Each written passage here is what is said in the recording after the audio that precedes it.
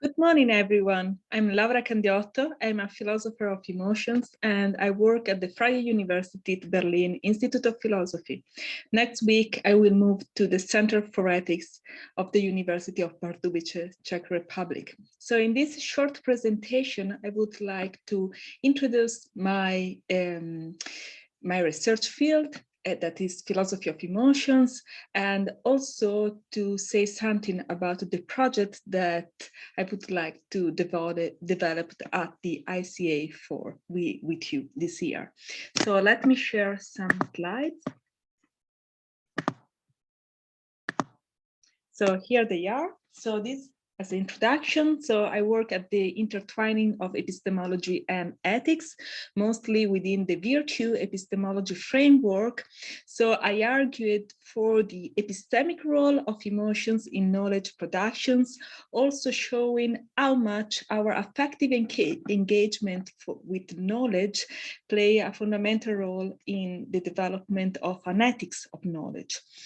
Then the second research line has to do with for E-Cognition. So the idea that cognition is embodied, embedded, enactive, and extended. This is a new conceptual framework that challenges the reductionist view of cognition as computation and really stresses the fundamental role that the environment, the embodiment, and the interactions play in the generation of cognition. I particularly worked on enactivism, so I worked on the participatory sense making. So how do we make sense together, and showing that emotions play a fundamental role there, exactly in building the trusting relationships among the participants. So I challenged the private view model of emotions, and I said that emotions are in between, so in between subjects, objects, cultures, and environments. And this also brought me to explore the topic of affective habits.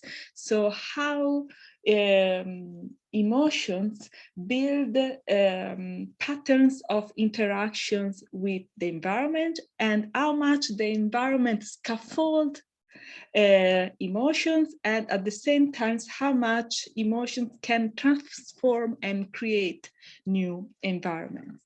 So the third topic is the one of extended emotions that is immediately related to it. So there is this idea that cognition can extend beyond the skin and skull of the agent, and so can extend also the self, at least the propositional content of cognition that has an impact to selfhood and self-identity. And so I argued for a fundamental role of affectivity in doing this extension, and I proved this in the case of assisted technology. Especially I worked at the University of Edinburgh in a project where we tested the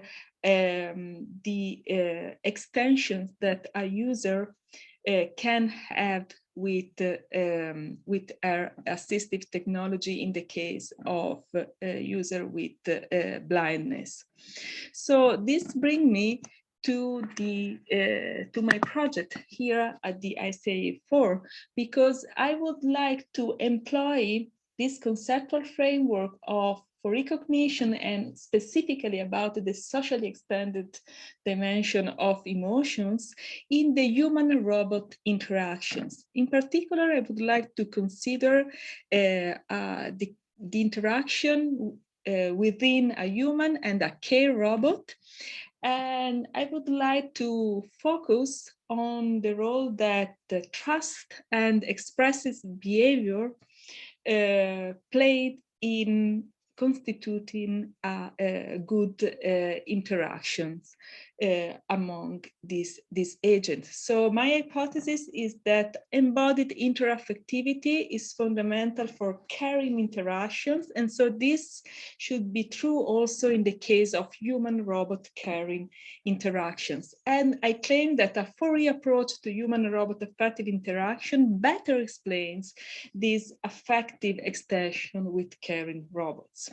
So my aim is twofold. First is descriptive, so providing a Fourier account of the human-robot care relationships. But it is also normative. So I really would like to explore the implications of building an affective relationships with a care robot.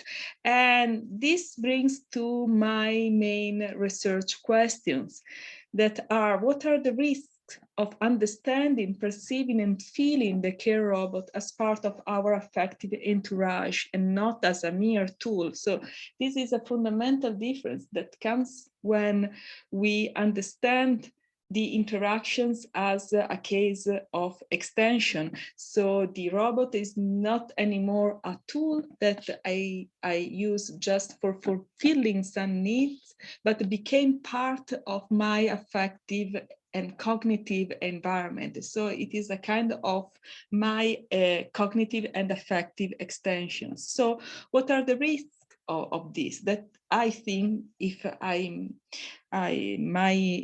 the first part of my project, the descriptive one, is convincing, that I think that this happen most of the time. And so what are the implications to human psychology in terms of personhood, but also in terms of autonomy and responsibility?